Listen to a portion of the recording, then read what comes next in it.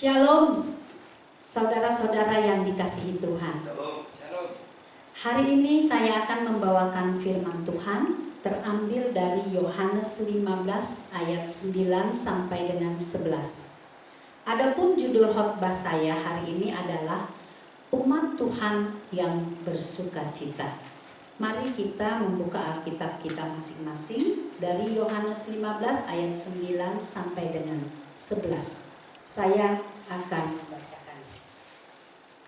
Seperti Bapa telah mengasihi aku, demikian jugalah aku telah mengasihi kamu. Tinggallah di dalam kasihku itu. Jikalau kamu menuruti perintahku, kamu akan tinggal di dalam kasihku, seperti aku menuruti perintah Bapakku dan tinggal di dalam kasihnya. Semuanya itu kukatakan kepadamu, supaya sukacitaku ada di dalam kamu dan sukacitamu menjadi penuh. Saudara-saudara, kita bersyukur karena hari ini kita masih mendapatkan kesempatan untuk merenungkan firman Tuhan. Saudara-saudara, nats yang baru saja kita baca di latar belakangi oleh kerinduan Tuhan Yesus yang ingin memberikan sukacita yang besar kepada para murid-murid. Maksud saya, Tuhan Yesus ingin memberikan kasih-Nya yang besar kepada murid-murid. Tuhan Yesus telah menyadari bahwa penyalibannya tidak akan lama lagi. Itu dapat kita lihat dalam Yohanes 13 ayatnya yang pertama. Maka Tuhan Yesus membasuh kaki murid-muridnya dan ia memberikan perintah kepada murid-murid agar mereka hidup saling mengasihi. Kita dapat melihat dalam Yohanes 13 ayat 34. Saudara-saudara, dalam nats ini kita melihat bahwa Allah menghendaki agar para murid Yesus tinggal di dalam kasih Yesus. Hal itu dapat terjadi apabila murid-murid menuruti perintah-perintahnya, sama seperti Tuhan Yesus menuruti perintah Allah Bapa di surga. Selanjutnya Tuhan Yesus mengatakan bahwa kehidupan di dalam Kristus akan menghasilkan sukacita yang dari Tuhan, dan ia menghendaki agar sukacita para muridnya menjadi sukacita yang besar atau sukacita yang penuh. Saudara-saudara, dalam nats ini ditekankan bahwa kehidupan yang penuh kasih akan menghasilkan sukacita. Yesus Kristus telah mengalaminya terlebih dahulu. Selanjutnya Yesus menghendaki agar sukacita para murid sungguh penuh di dalam kasih Kristus. Saudara-saudara, berbicara mengenai umat Tuhan yang bersukacita adalah penting bagi kita, umat Tuhan. Masa kini kita melihat ada banyak orang Kristen yang tidak dapat mengalami sukacita, apalagi mengalami sukacita yang penuh. Karena begitu banyak orang Kristen yang justru terhimpit oleh tekanan hidup, kekhawatiran, kesedihan, tekanan batin, ketakutan, dan berbagai hal dalam problem kehidupan yang semua itu mencuri sukacitanya. Saudara-saudara, kita seharusnya adalah umat Tuhan yang bersukacita. Saudara-saudara, bagaimanakah kita dapat menjadi umat Tuhan yang bersukacita? Saudara-saudara, kita dapat membaca dalam Alkitab ini lebih lanjut. Dan paling tidak kita akan menemukan 3 hal atau 3 alasan mengapa kita sebagai umat Tuhan seharusnya bersukacita. Hal yang pertama adalah karena bersukacita mempengaruhi kesehatan kita. Kita dapat melihat dalam Amsal 17 ayat 22. Hal yang kedua adalah Karena bersukacita mempengaruhi kesanggupan kita. Kita dapat melihat itu di dalam 2 Korintus 8 ayat 1 sampai dengan 2. Hal yang ketiga adalah karena bersukacita mempengaruhi pengharapan kita. Kita dapat melihat dalam Roma 15 ayat 13. Saudara-saudara, tujuan khotbah saya hari ini adalah supaya kita memahami paling tidak 3 alasan mengapa sebagai umat Tuhan kita harusnya bersukacita. Saudara-saudara, kita seharusnya menjadi umat Tuhan yang bersukacita. Mengapa kita sebagai umat Tuhan seharusnya bersukacita? Hal yang pertama tadi kita melihat karena bersukacita mempengaruhi kesehatan kita. Kita membaca Amsal 17 ayat 22. Kita buka Amsal 17 ayatnya yang ke-22.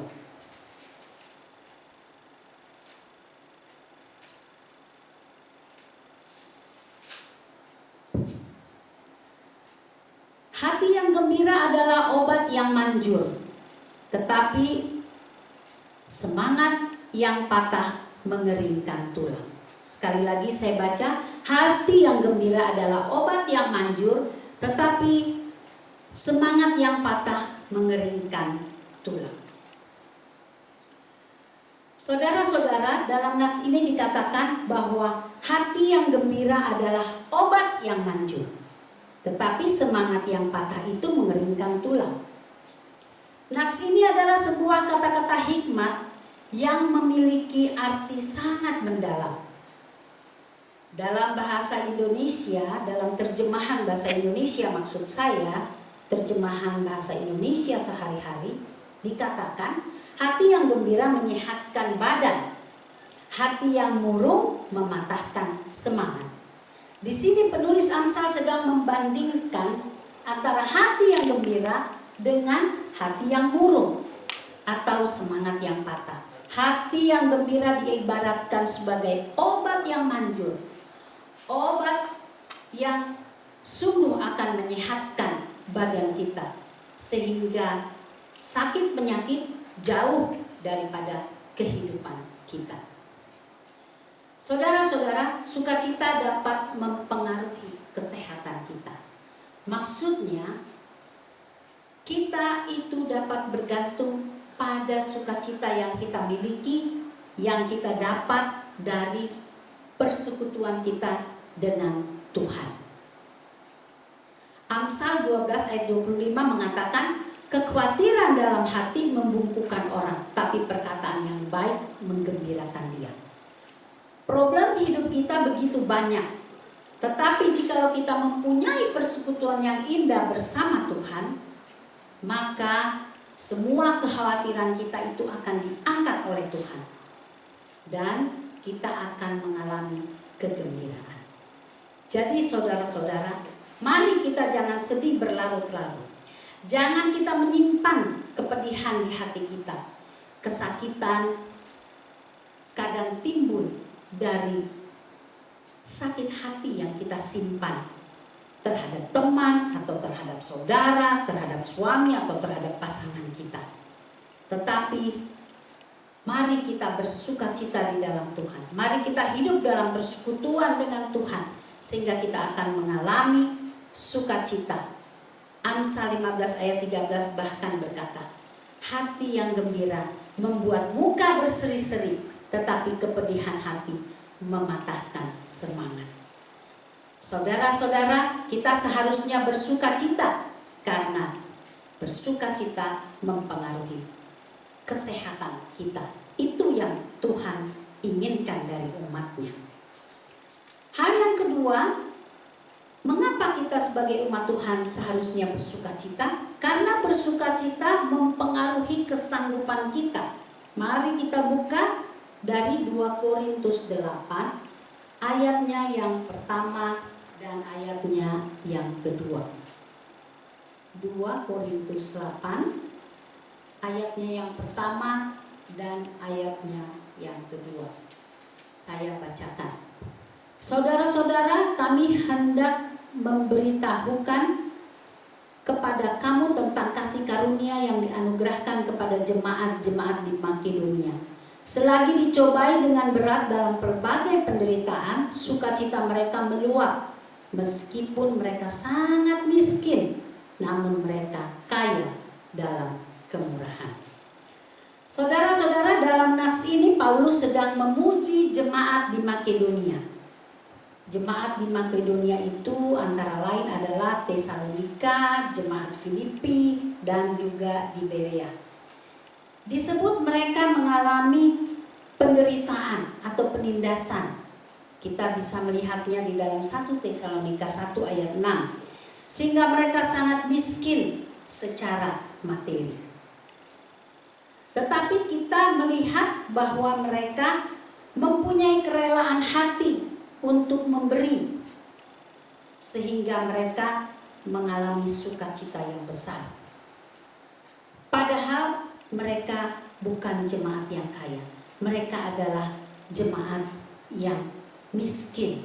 Tetapi sukacita mereka meluap karena mereka dapat memberikan bantuan kepada jemaat-jemaat yang miskin yang ada di sekeliling di Yerusalem.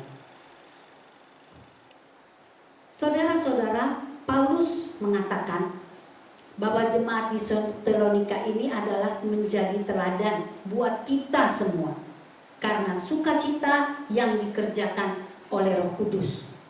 Mereka memberi lebih dari kesanggupan mereka. Sukacita mempengaruhi kesanggupan kita. Itulah sukacita yang datang dari Tuhan Yesus. Saudara-saudara, di dalam Alkitab kita dapat melihat bagaimana Tuhan Yesus pernah berbicara dengan orang muda yang kaya. Sekalipun kaya, tetapi dia tidak dapat memberi. Itu kita lihat dalam Lukas 18 ayat 18 sampai 27. Orang itu merasa telah melakukan seluruh hukum Taurat sejak masa kecilnya. Kita lihat di ayat